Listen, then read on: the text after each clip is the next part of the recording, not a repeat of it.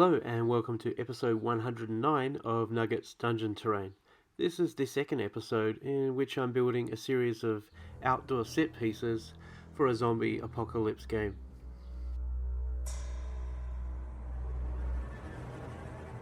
Once again, I'm building this on a 25cm square cake board on the back side of it. This time the piece is going to represent an outdoor warehouse area.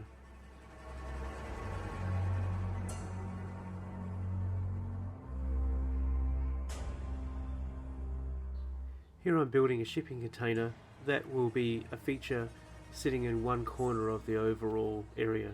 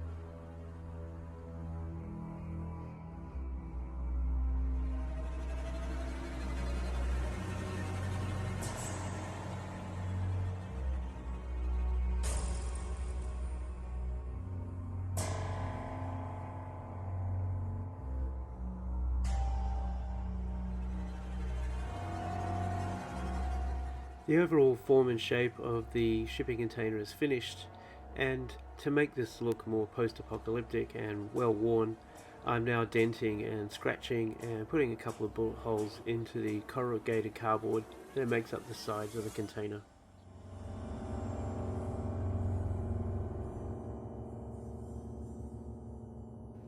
The black sides of the container are really thin pieces of foam, so I can draw lines and dents into them, and this will hold its form for painting later on.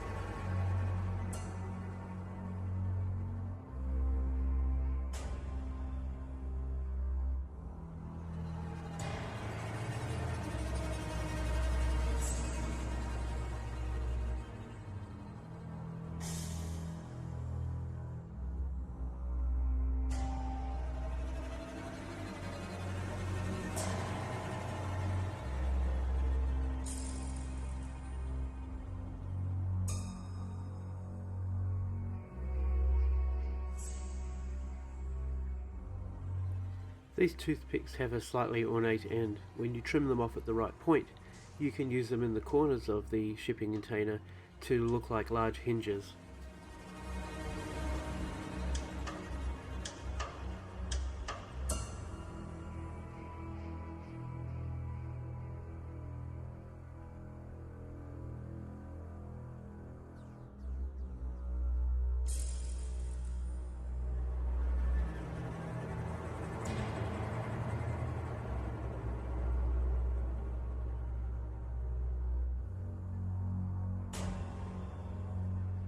After painting in a dark blue, then a light blue, I went about highlighting the areas that had been dented and stressed, as well as all the corners. The entire bottom section was painted with these patina colours in order to make it look like the bottom had been rusting away quite significantly.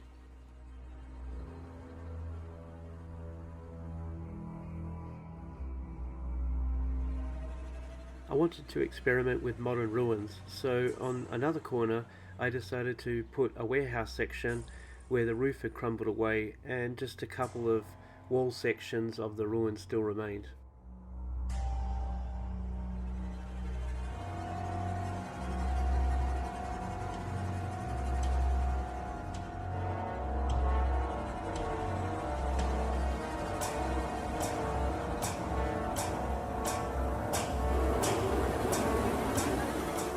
The bit that I'm working on now, basically just drew out a square, is going to be an old window.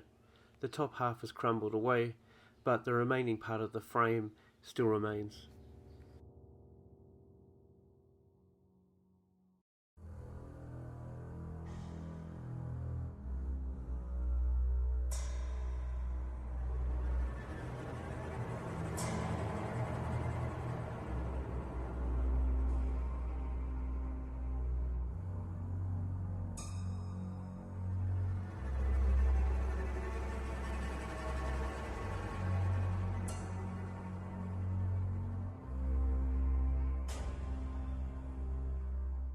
Here I'm applying a coarse texture gel to make it look like the walls have been rendered.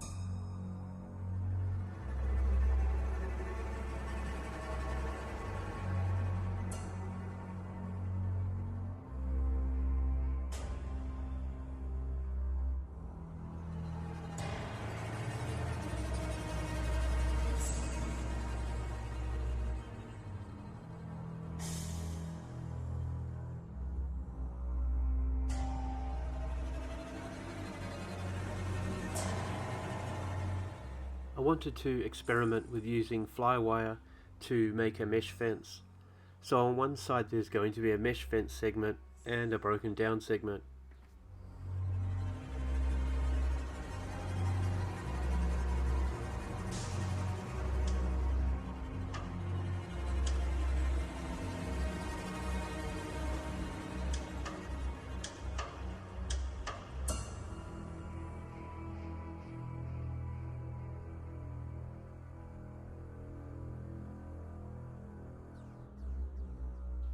Sometimes when you're drilling metal, a bit of the metal works its way up the screw of the drill bit. This is one of those pieces of waste that I've saved to one side and I'm going to use as razor wire.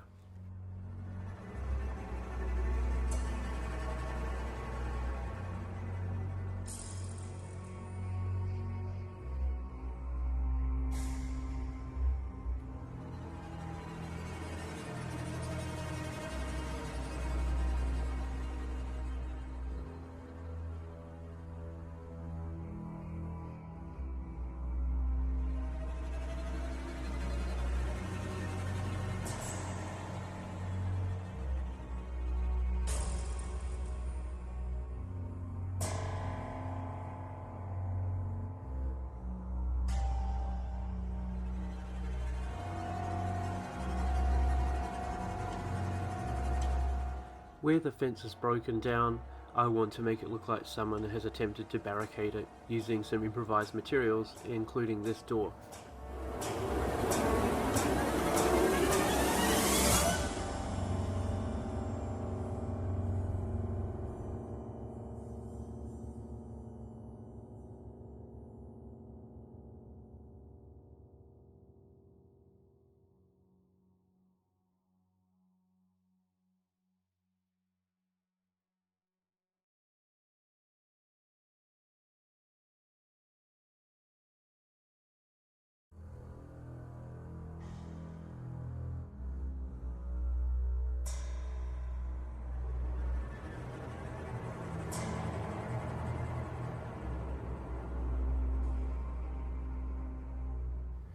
To coincide with the 6-sided dice, each of my maps has 6 entry points for zombies. 5 of them are external, but on each map there's also an interior ambush site. On this location, the ambush site is this grate, which is placed in the middle next to the broken down warehouse. After marking out the outer perimeter of the grate, I use a probe to melt away a little recess so that when I place it in, it'll be more flush with the frame.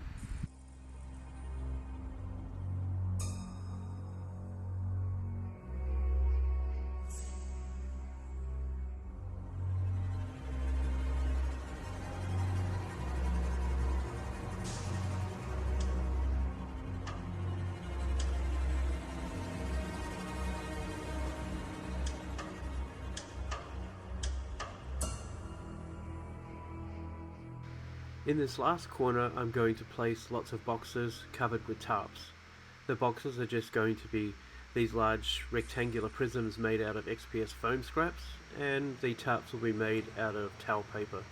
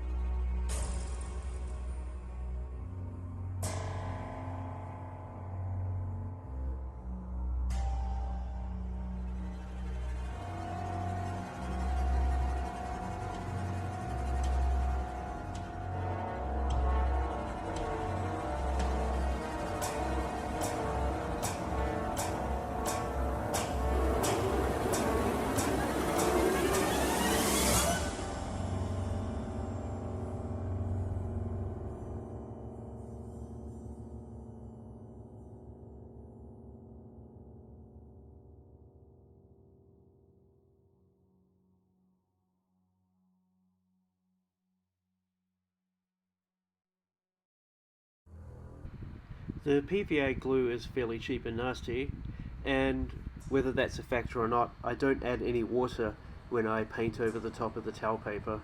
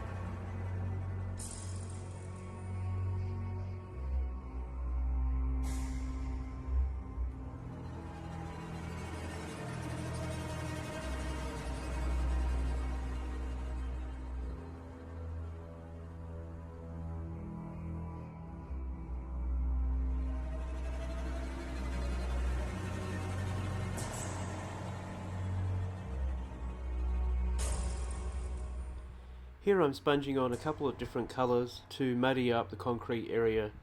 I'm focusing in particular on the areas in the middle of the spaces that would be tracked the most.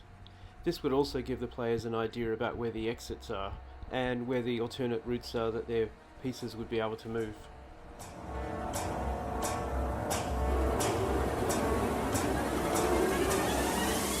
On the inside area, I'm adding this crackling paint. I want to make it look like the paint that delineated this area has now deteriorated, but you can still tell the difference between the two spaces.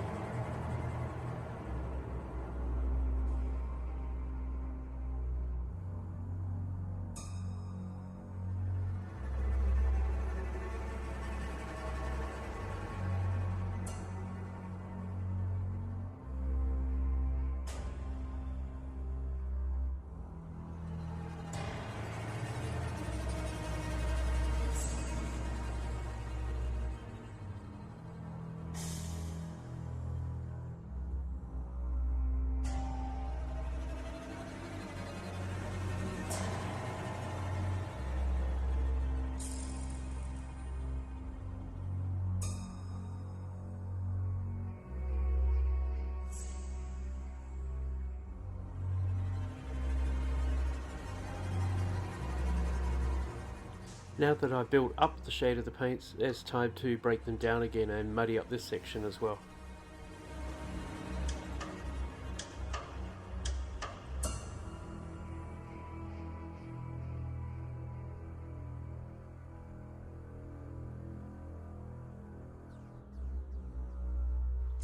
Okay, so at that point it's looking a little bit like toxic sludge. So I've then broken out the wash and I'm going to darken up the whole area so that basically it just looks like the remnants of the paint are still there, but the building has deteriorated greatly. Here I'm touching a chestnut wash to some of the most prominent cracks on the wall section. Once enough is pulled, I'm just taking a small amount down to make it look like some stain streaks.